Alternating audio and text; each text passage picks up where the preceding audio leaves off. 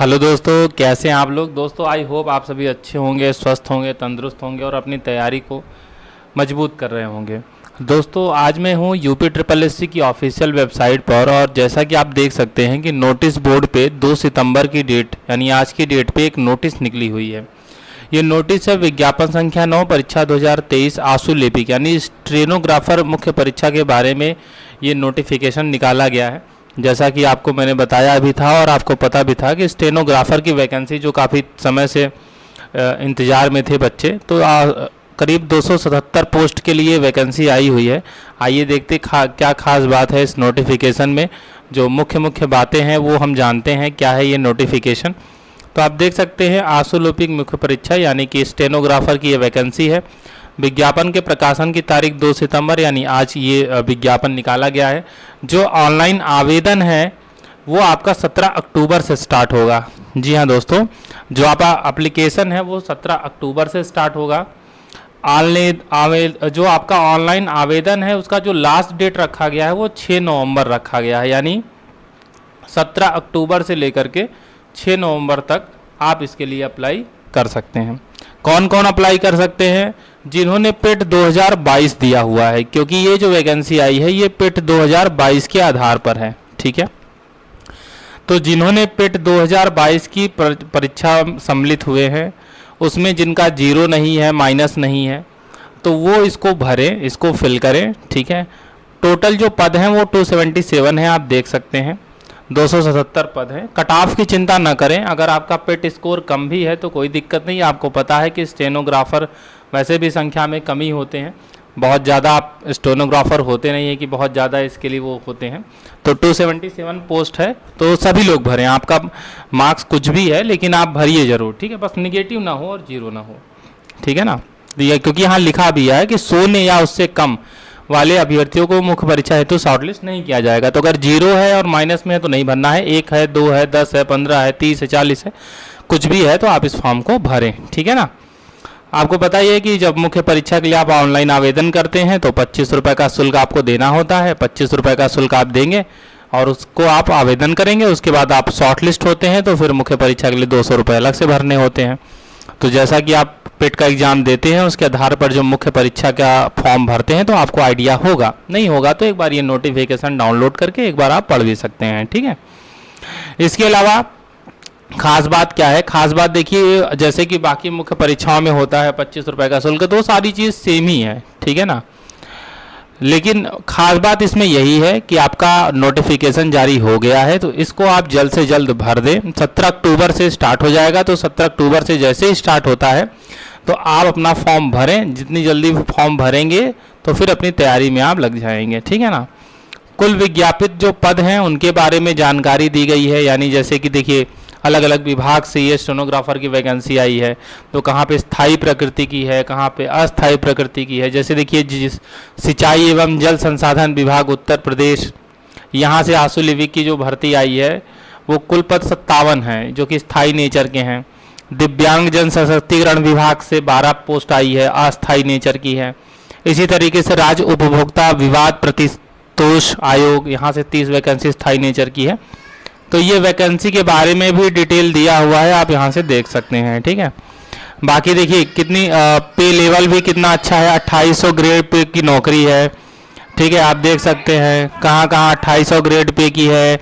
ठीक है, यहाँ पे आप देख सकते हैं कि 2800 ग्रेड पे की ये नौकरी है, बहुत ही अच्छी जॉब होती है। बट ये है कि स्टेनोग्राफर के लिए जो तैयारी कर रहे होंगे, जो प्रैक्टिस कर रहे होंगे, वही इसके लिए भर पाएंगे। ठीक है, क्योंकि कंप्यूटर टाइपिंग तो है नहीं, स्टेनोग्राफिंग है, तो ये सबके बस की बात नहीं है। जो सीखे हैं वही कर सकते हैं। तो 2800 ग्रेड पे की नौकरी है। टोटल 277 पोस्ट के लिए ये विज्ञापन निकाला गया है। तो मैं तो दोस्तों यही कहूँगा कि आप जितनी जल्दी हो सके इस फॉर्म को भर दीजिएगा। बाकी अगर आपको कमेंट में बता सकते हैं, अगर आपको कोई दिक्कत है, कोई समस्या है, तो आप कमेंट में बता सकते हैं कि हाँ मुझको ये दिक्कत है, तो हम उसको जवाब देने की कोशिश करेंगे। अर्हताएँ देख लीजिए, एलिजिबिलिटी देख लीजिए, जो सबसे इम्पॉर्टेंट है। शैक्षिक अर्हता की बात करें तो दिनांक 6 जून 2014 के भाग 4 नियम 10, ये सब तो लिखा है, आप इससे कोई मतलब है नहीं। आपके पास क्या क्या होना चाहिए? पहली चीज़ तो आपके पास माध्यमिक शिक्षा परिषद उत्तर प्रदेश की इंटरमीडिएट परीक्षा या सरकार द्वारा उसके समकक्ष मान्यता प्राप्त कोई परीक्षा, यानी 10+2 आपका होना चाहिए।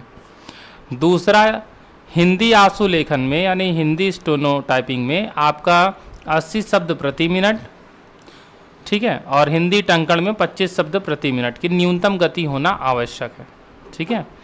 अगर आप हिंदी आंसू लेखन की बात करें तो 80 शब्द प्रति मिनट, हिंदी टाइपिंग की बात करें तो 25 शब्द प्रति मिनट, ये न्यूनतम गति आपकी होनी चाहिए। इसके अलावा एक तीसरी चीज़ और ज़रूरी है कि आपके पास DIOS सोसाइटी यानी जो अब नीलेट हो गई है, तो उसके अलावा आपको CCC का पाठ्यक्रम यानी CCC का प्रमाण पत्र भी आपके पास होना चाहिए। तो 3 चीज़ें आपके पास हैं, एक तो ये स्पीड होनी चाहिए टाइपिंग की, 10+2 होना चाहिए, साथ ही साथ इसमें CCC की भी मांग की गई है तो CCC भी होना चाहिए, या माध्यमिक शिक्षा परिषद उत्तर प्रदेश द्वारा संचालित कंप्यूटर पाठ्यक्रम या सरकार द्वारा उसके समकक्ष मान्यता प्राप्त पाठ्यक्रम आवश्यक उत्तीर्ण हो।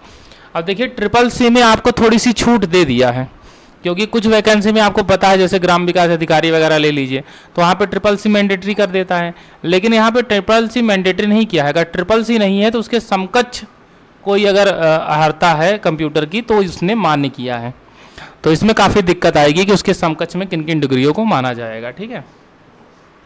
इसके अलावा देखिए अधिमानीय अर्हता है, जैसे प्रादेशिक सेना में अगर न्यूनतम 2 वर्ष की अवधि तक सेवा की हो, राष्ट्रीय कैडेट कोर का भी प्रमाण पत्र प्राप्त किया हो, तो ये अधिमानीय अर्हता है। अगर ये आपके पास है तो एक फ़ायदा आपको मिल सकता है। आयु 18 से लेकर के 40, ठीक है, 18 साल से कम नहीं होनी चाहिए, 40 साल से ज़्यादा नहीं होनी चाहिए। बाकी अपर एज जो लिमिट होती है तो अपर एज लिमिट में छूट भी मिलती है, वो कैटेगरी के अनुसार आपको छूट मिलेगी। चयन का आधार क्या होगा, आपको पता है चयन का आधार जो होगा वो होगा एक लिखित परीक्षा होगा, ठीक है। मुख्य परीक्षा के लिए आप आवेदन करेंगे, उस परीक्षा में आप बैठेंगे, उस परीक्षा में से जो कट ऑफ डिसाइड होगा, उस कट ऑफ के आधार पे आपको आगे की चरण के लिए, जैसे जो टाइपिंग या जो स्टेनो वाला है, आंसू लेखन और हिंदी टंकण के लिए आपको एलिजिबल किया जाएगा। फिर आप इसको फॉलो अप करेंगे, हिंदी आंसू लेखन और हिंदी टंकण होगा आपका, ठीक है ना।